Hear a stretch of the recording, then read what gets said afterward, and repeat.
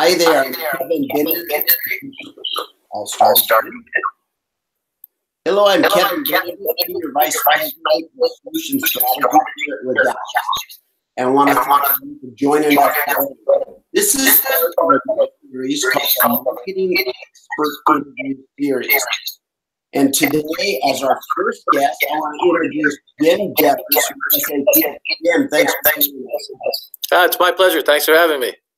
So Jim is the Vice President of Influencer Marketing at SAP.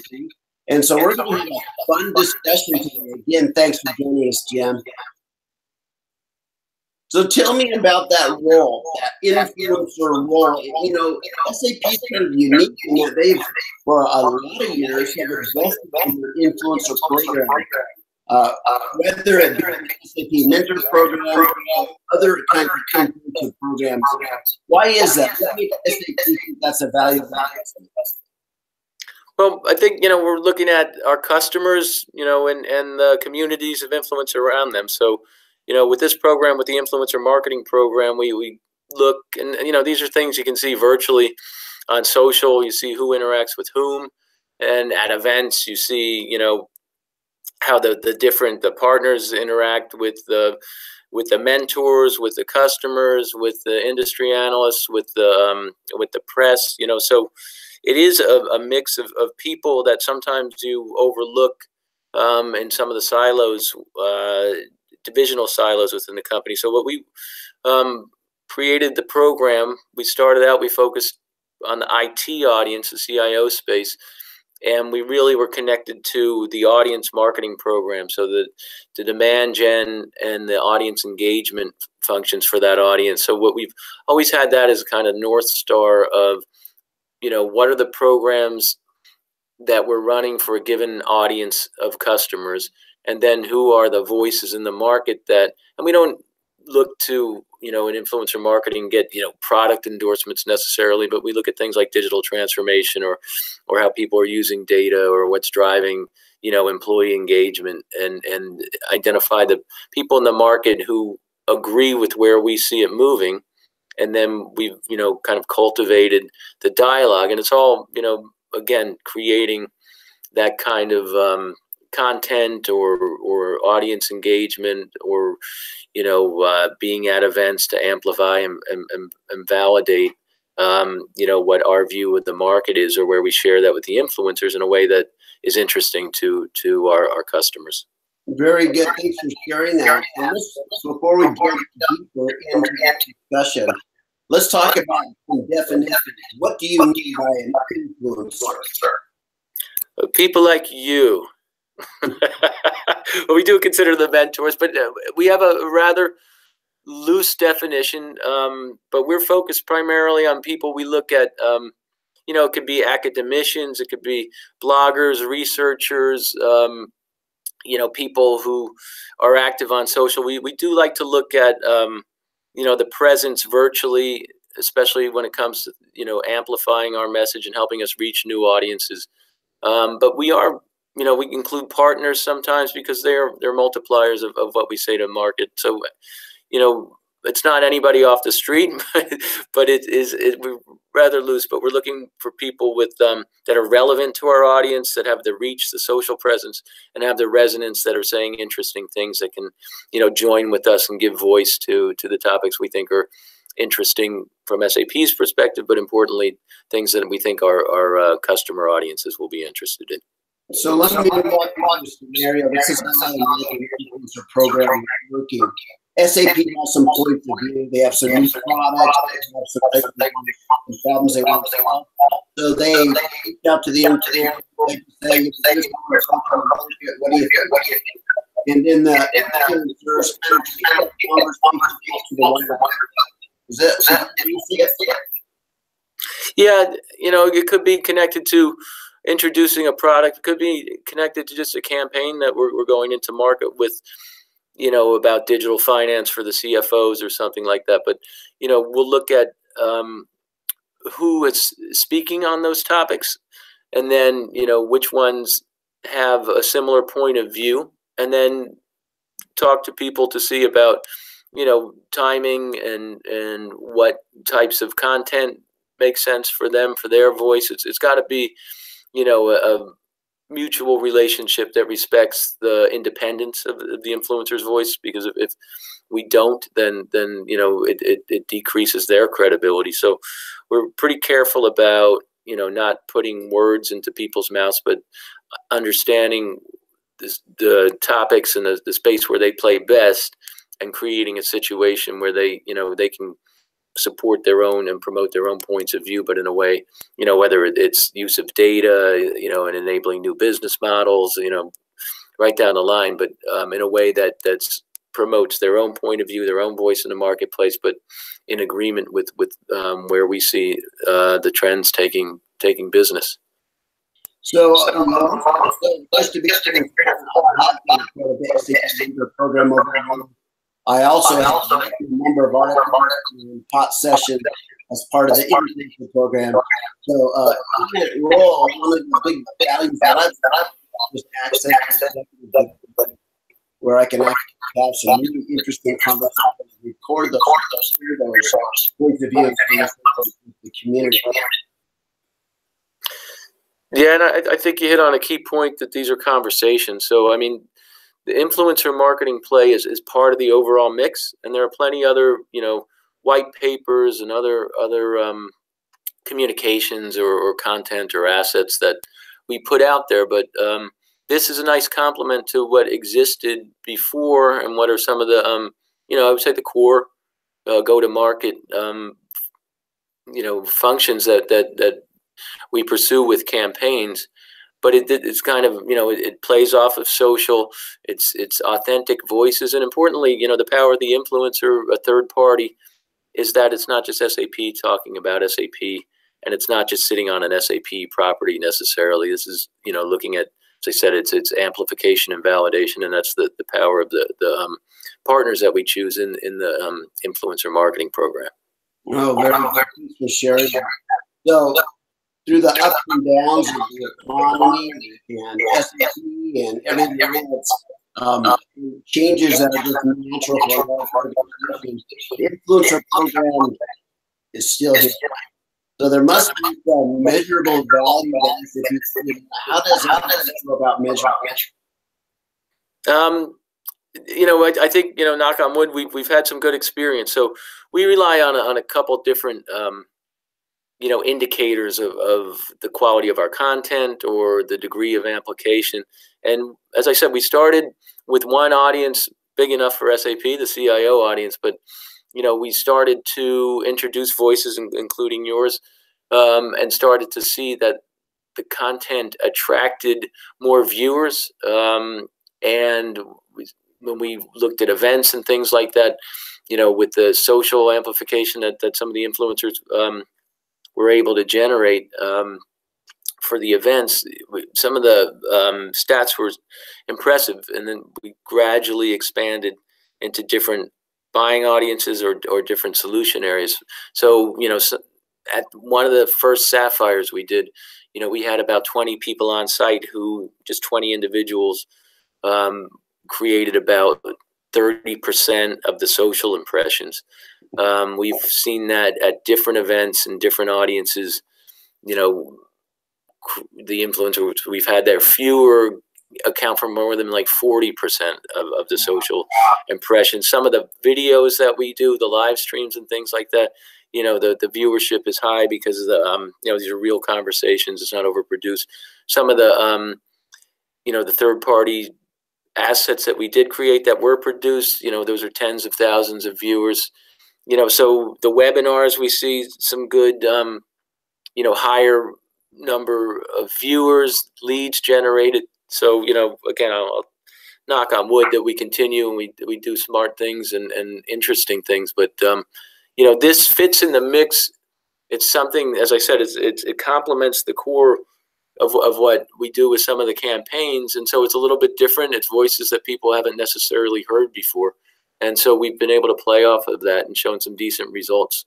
So it's the awareness, it's the lead gen, it's the demand gen. That's the other important thing, is we're looking not just at thought leadership and awareness. We're really looking at the whole buyer journey, so that we're it's not just top of funnel. We're actually looking to create leads, and we can tell by click-throughs and things like that if we have gated content, et cetera.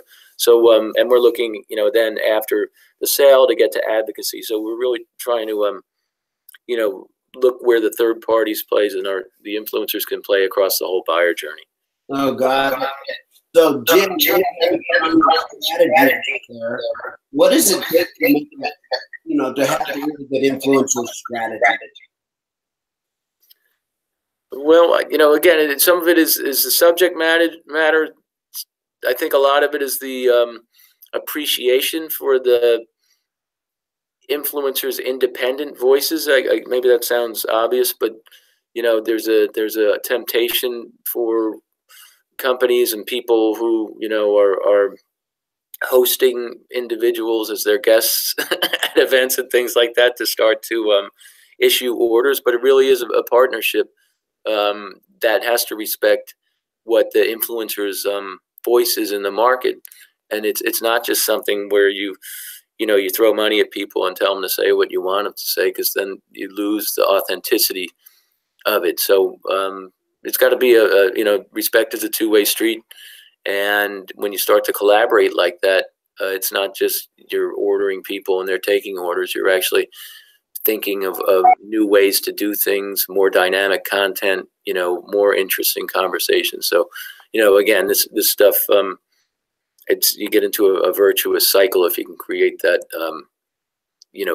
situation where you're collaborating with the influencers and creating new things. So let's get a little bit more tactical on that. Like you have some teams, let's assume that you want to really emphasize in advance of the SAP. How would you, what's the process of just saying, hey guys, here's some teams that we have that we want to emphasize? How do you encourage the influencers actually talk about those things? Yeah, well, one of the recent things we did was the launch of the SAP Leonardo as a digital innovation system, or just a way for our customer base to start thinking about transformative technology like blockchain, like machine learning. How do they channel big data, IoT, and things like that?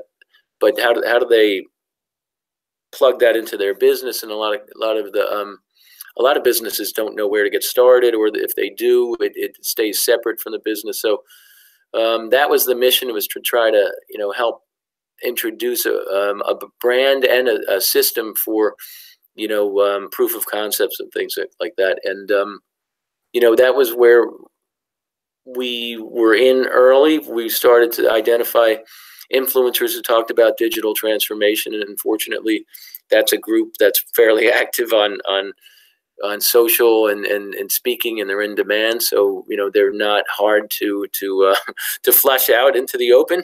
And we were able to, from the word go, understand, well, we'll have an event where the keynote will announce this new program. So create an asset that was able to enlist like 32 different influencer voices about each of those, whether it's machine learning or blockchain, et cetera, and what that means to the future of business and where the market might be headed. So and then worked with a core group of those people to understand the strategy even deeper, understand where it plays at events and, again, webinars. And we looked at things like moderating panels and things where those voices, so people get an affinity for where we're going. Again, they don't have to endorse a brand or use a coffee mug with the logo or anything like that, but it's developing that understanding and kind of common view.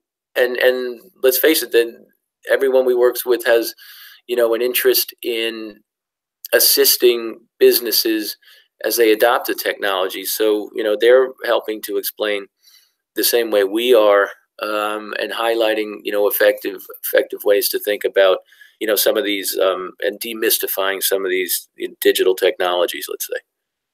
Got it. So talk to me about the media process. What do you see as the most effective media tools that you're using?